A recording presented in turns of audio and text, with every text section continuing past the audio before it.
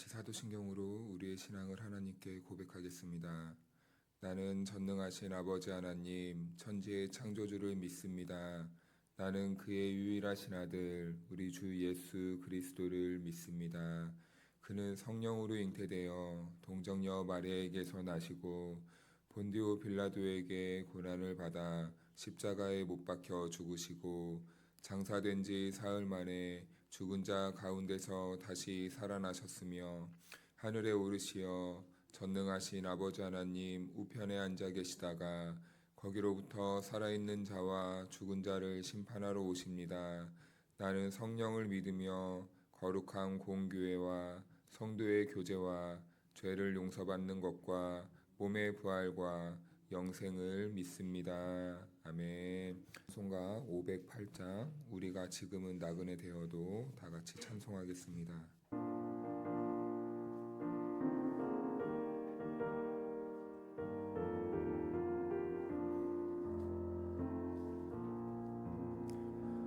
우리가 지금은 나그네 되어도 화려한 천국에 머자 나가리니 이 세상 있을 때 주 예수 위하여 끝까지 힘써 일하세. 주 내게 부탁하시니 천사도 흠모하겠네. 화목해 하라신 구주의 말씀을 온 세상 널리 전하세.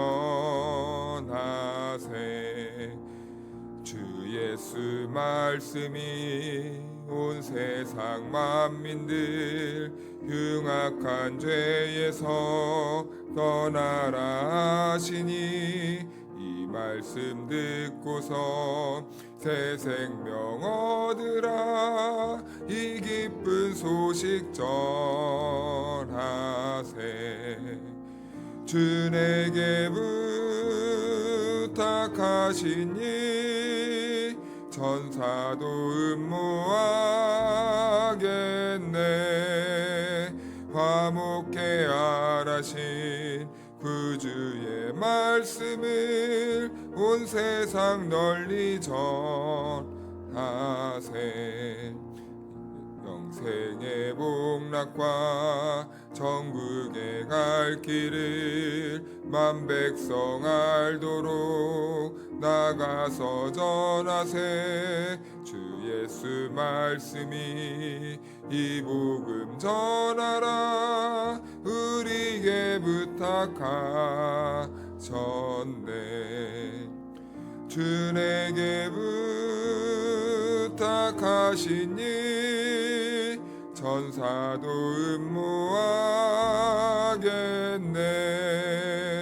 화목해 하라신 구주의 말씀을 온 세상 널리 전하세. 아멘. 오늘 우리에게 주신 하나님의 말씀은 고린도전서 4장 9절에서 13절 말씀까지입니다. 한 절씩 교독하겠습니다. 내가 생각하건대 하나님이 사도인 우리를 죽이기로 작정된 자 같이 끄트머리에 두셨음에 우리는 세계 곧 천사와 사람에게 구경거리가 되었노라.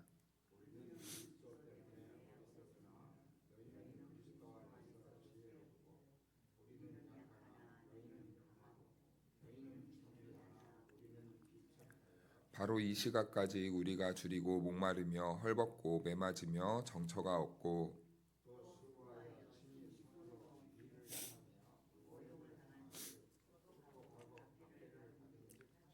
함께 읽겠습니다.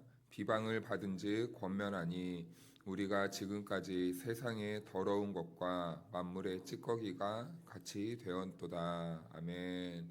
할렐루야. 네, 하나님의 은혜와 평강이 우리 모두에게 함께하기를 주님의 이름으로 축원하고 축복합니다. 네, 우리는 가끔 자녀들이나 아니면 손자들이나 아니면은 우리의 인생을 놓고 기도할 때 하나님 이왕이면은 꼬리보다는 머리가 될 수 있도록 해주십시오. 이렇게 기도할 때가 있습니다.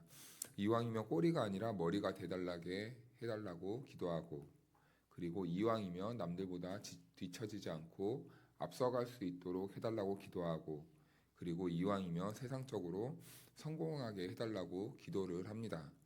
그런데 조금만 우리가 더 생각해 보면 이 세상의 구조가 머리만 있으면 됩니까? 사실은 이 세상의 구조에서는 머리도 있어야 되고 몸통도 있어야 되고 꼬리도 있어야 합니다.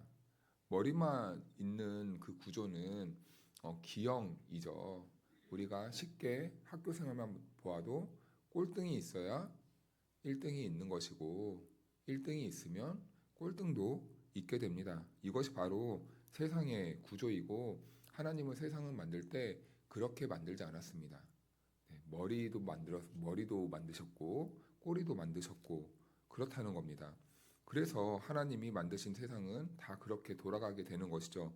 그런데 이것을 사람들이 죄가 많은 사람들이 줄을 세우고 1등처럼 보이는 사람들을 향해서만 박수를 쳐주고 꼴등처럼 보이는 사람들에게는 비난과 이런 비판이 끊이지 않기 때문에 사실은 이것은 죄가 만들어낸 인간들이 잘못된 이 부끄러움 같은 거라는 것이죠. 그래도 오늘날 우리들의 인생도 보면은 세상이 정해놓은 이 악이 정해놓은 이 규정들로 인해서 어떤 사람들은 참 칭찬을 받지만 어떤 사람들은 세상에서 너는 왜 인생을 그렇게 사냐 부끄럽게 이렇게 만들어 버리는 겁니다. 세상은 이렇게 우리들의 인생을 참 비참하게 만들어가는 것이죠. 그렇다면 우리는 질문해야 됩니다. 우리 신자의 정체성은 무엇인가? 교회는 어느 위치에 서 있어야 되는가? 그리고 우리는 정말 머리인가? 아니면 꼬리인가? 아니면 성경은 우리들이 꼬리도 아니고 머리도 아니고 그 다른 위치에 서 있기를 원하는가? 이러한 질문들을 한번 남겨볼 수 있을 것 같습니다. 사도 바울은 고린도 교회를 향해서 이렇게 말을 하는데요. 8절 말씀에서 이렇게 말씀합니다. 너희가 이미 배부르며 이미 풍성하며 우리 없이도 왕이 되었도다. 아멘. 이 말은 얼핏 보면 칭찬처럼 보이지만 사실은 사도 바울이 고린도 교회를 향해서 풍자를 한 말입니다. 고린도 교회 상태는 정확하게 꼬집는 표현인데요. 고린도 교회는 우리가 알다시피 항구 도시였죠. 항구 도시는 특성상 돈이 많이 유통이 되는 곳입니다. 그래서 부자 동네였어요. 그리고 문화가 발달합니다. 그리고 여러 지역의 사람들이 모이기 때문에 지식의 교류도 굉장히 활발을 했어요. 그리고 또 교회 안에 은사도 굉장히 많이 드러났습니다. 그러니까 고린도 도시와 그리고 고린도 교회의 이 모습을 보았을 때 세상적으로 보았을 때는 굉장히 부흥되는 교회였고 그리고 활발한 교회, 이 역동적인 교회였고 그리고 성장하고 있고 그리고 은사도 풍부해서 잘 되고 있는 교회처럼 겉으로 보일 때는 볼 수 있었습니다. 부족한 것이 하나도 없는 교회가 바로 고린도 교회였다는 것이죠. 돈 있죠. 사람 많이 모이죠. 은사도 풍부하죠. 그리고 막 시끌시끌하죠. 뭐 다 잘 되는 것처럼 이렇게 보인다는 거죠. 그래서 그들은요 스스로 생각합니다. 우리는 이미 배가 부르다. 우리는 배불렀다. 우리는 이미 풍성하다. 우리는 이미 왕이 되었다. 라고 이렇게 말을 하는 거죠. 이게 고린도 교회의 지금 영적인 자의식이었다는 겁니다. 그런데 문제는 이것이 이들의 이런 왜곡된 영적 자의식이 그들의 신앙처럼 보였다는 거죠. 복을 받는 것 같고 하나님이 함께 하시는 것 같고 성공한 교회처럼 보이고 그렇게 보이니까 그들은 착각을 하고 있었다는 겁니다. 그런데 바울은 그것을 그대로 받아들이고 인정하지 않는 거죠. 오히려 그 욕망을 그대로 이용해서 바울은 역설적으로 말을 하고 있는 겁니다. 그래, 너희가 정말 왕이 되길 바란다. 너희가 지금 그런 상태에서 왕이 된 줄로 아는데 나는 너희가 정말 왕이 되기 원한다. 라고 이렇게 말을 하는 겁니다. 이 말은 지금 현재 고린도 교회가 왕이 되었다는 말이 아니라 아직 그들은 영적으로 어린 나머지 정말 이 그리스도 안에서 하나님의 교회가 어떻게 살아가는 것이 왕으로서의 삶을 살아가는 건지를 아직 깨닫지 못했다는 것이죠. 이 모습은요, 근데 고린도 교회에만 나타났던 것은 아닙니다. 계시록 말씀에 보면요, 라우디게아 교회라는 그 공동체가 있어요. 그 교회에서도 그 교회와도 정확히 닮아 있는 모습이거든요. 우리 요한계시록 3장 17절 한번 찾아볼까요? 요한계시록 3장 17절.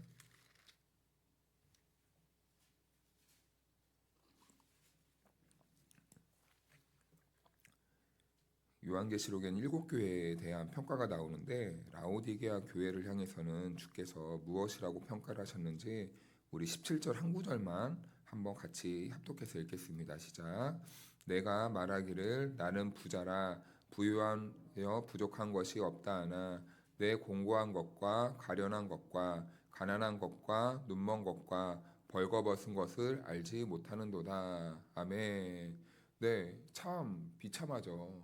겉으로 보기에는 부유하고 풍족해서 세상적으로 볼 때는 참 모난 것도 없고 완벽한 교회 그리고 성도처럼 보입니다. 그런데 한마디로 그들은 영적으로 눈이 어두웠다. 영적으로 아는 것이 없구나. 라는 이런 평가를 받는 곳이 바로 라우디게아 교회였고 지금 바울은 고린도 교회 성도들을 향하여서 딱 그렇게 표현을 하는 겁니다. 라우디게아 교회는 실제로 부유한 교회였어요. 얼마나 부유한 교회였냐면 이 지역에 큰 지진이 납니다. 그런데 로마에서 각 지역마다 정부에서 지진 피해에 대한 이 지원을 해주는데요. 라우디게아 그 교회가 있는 지역 사람들은요, 지원을 받지 않았다는 거예요. 그만큼 재정이 넉넉했다는 거죠. 그리고 그 재정이 넉넉한 사람들이 모여서 세운 교회가 라우디게아 교회였어요. 자연스럽게 라우디게아 교회는 부유한 교회였습니다. 우리로 말하면은 돈이 많고 시설도 풍부했고 아름다웠고 그리고 재정도 사람도 많았고 그런데 그런 교회를 향해서 주님은 너희가 부자인 줄 알지만 실은 가난하다라고 평가를 하는 거죠. 너희는 스스로 부자인 체 하지만 너희의 그 영적으로는 가난한 자들이구나. 풍성한 줄 알았는데 실은 벌거벗은 자들이다 라고 이렇게 말을 하는 겁니다. 왜 이런 평가가 나오는가라고 생각해 보면 우리를 놓고 생각하면 그렇습니다. 간혹 신앙생활 하다가 부유함에 취하게 되면요. 그때부터는요. 그 부유함 때문에 은혜가 설 자리가 사라지게 되는 거예요. 부족함이 없어지면요. 그때부터 성도들은요. 기도를 갈망하지 않습니다. 더 이상 부족함이 없기 때문이죠. 성도 안에 절실함이 사라지게 되면요. 하나님을 찾을 필요가 없어지는 겁니다. 기도의 자리가 무의미해지는 거예요. 나 정도면 됐지.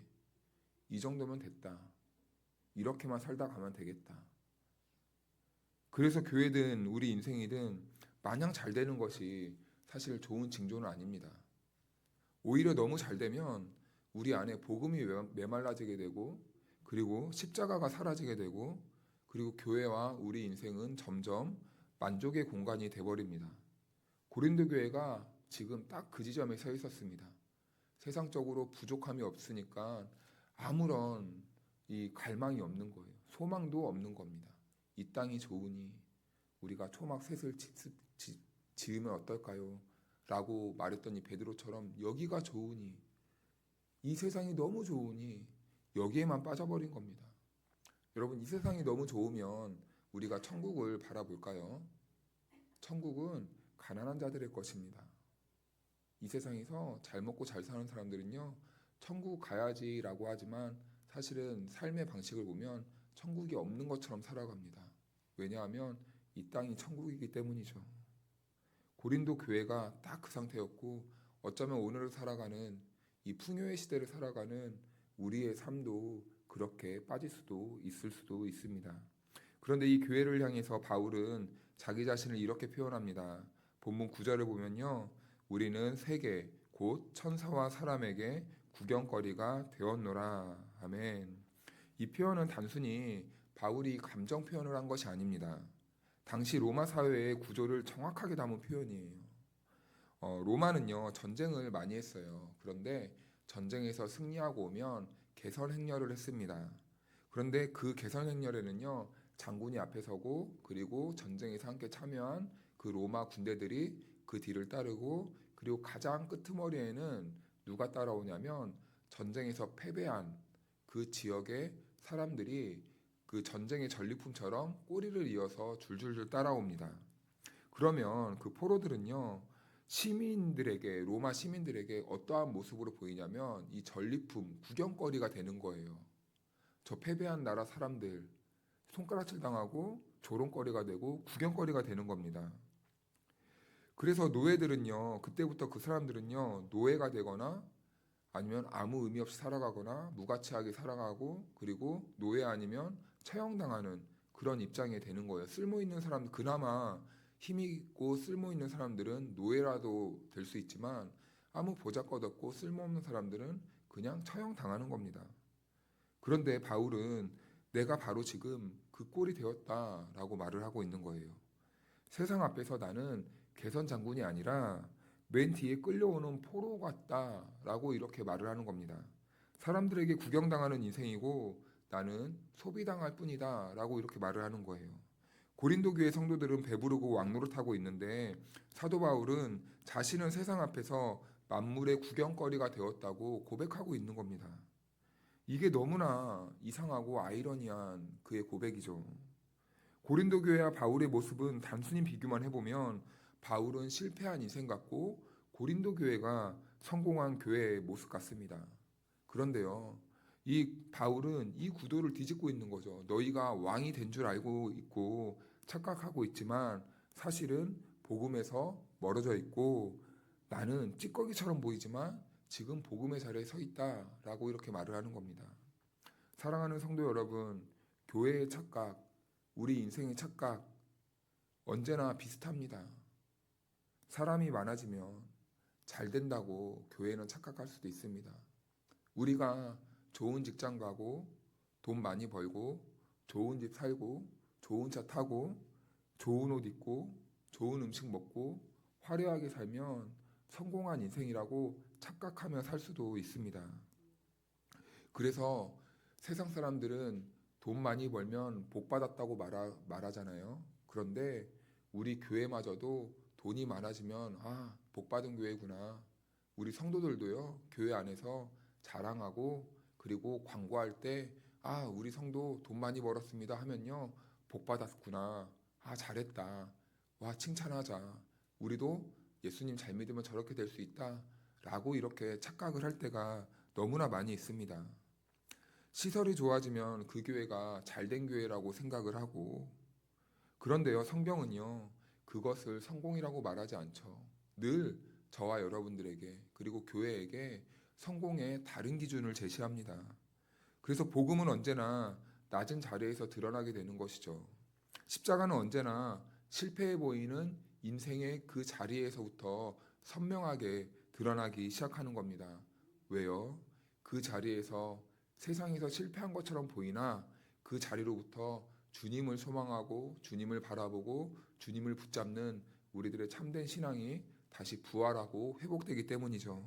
그래서 우리는 십자가를 붙잡는 그 자리에서부터 우리의 인생은 늘 새롭게 시작되고 그 지점이 바로 우리들을 성공의 삶으로 이끌어내는 그 기초가 되는 자리입니다.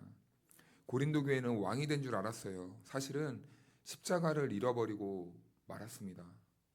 바울은 찌꺼기처럼 보였습니다. 그런데 사실은 바울이 복음의 중심에 서 있었다는 겁니다.